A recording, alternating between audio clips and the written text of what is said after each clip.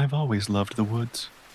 I grew up with them in my backyard, running barefoot through pine needles and climbing trees before I ever sat behind a steering wheel.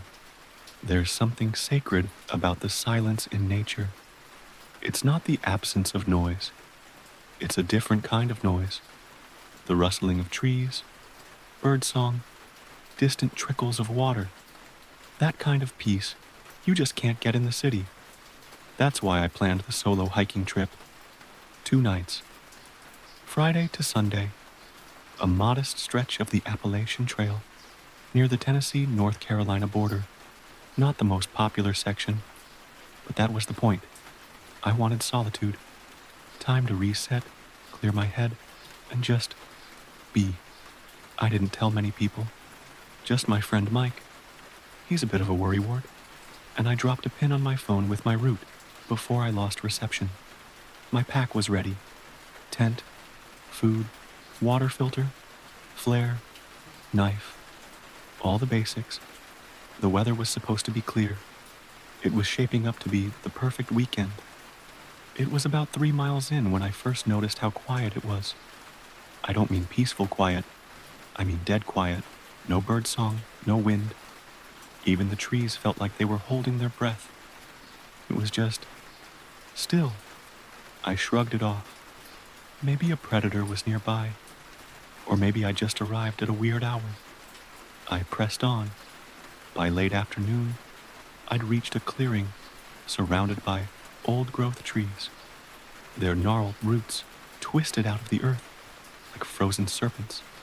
I pitched my tent beneath a thick canopy, the forest ceiling blotting out most of the sun. That night, I sat by the fire and listened. Nothing. Not a single cricket. No owls. Just the crackle of firewood and my own breathing. I tried to tell myself I was being dramatic. Still, I slept with the knife within reach. At 3:13 a.m., I woke up. Something had snapped in the woods.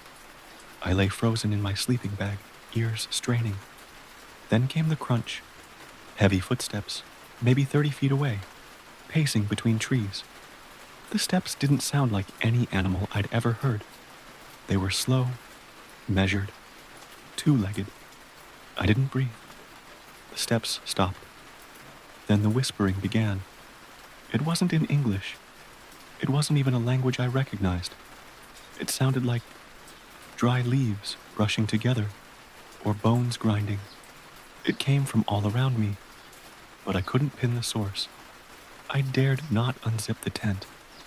I just lay there, every nerve in my body screaming. At some point, I passed out from exhaustion or fear. I'm not sure which. When I woke, the forest was alive again.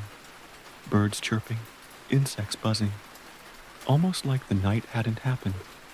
I considered packing up and heading back, but part of me still wanted to believe it was a dream, that I was just being paranoid. I convinced myself it had been a deer. Maybe I'd imagined the whispering. Stupid. I kept hiking. That day, I didn't see a single other hiker. Not one. I found that strange, considering it was a weekend. The trail had narrowed, pushing through dense thickets and rocky terrain. There were no signs, no markers. I had GPS on my watch, but the signal was weak. Around noon, I stumbled across a small, decaying cabin. It wasn't on any map. The structure looked ancient, gray wood eaten by time and rot. One corner had collapsed in on itself, and the door hung crookedly from its hinges. I approached, curiosity winning over caution. Inside, it smelled like wet earth and old iron. Dust motes floated through slanted beams of light. There were symbols carved into the walls, strange spirals and angular runes I didn't recognize.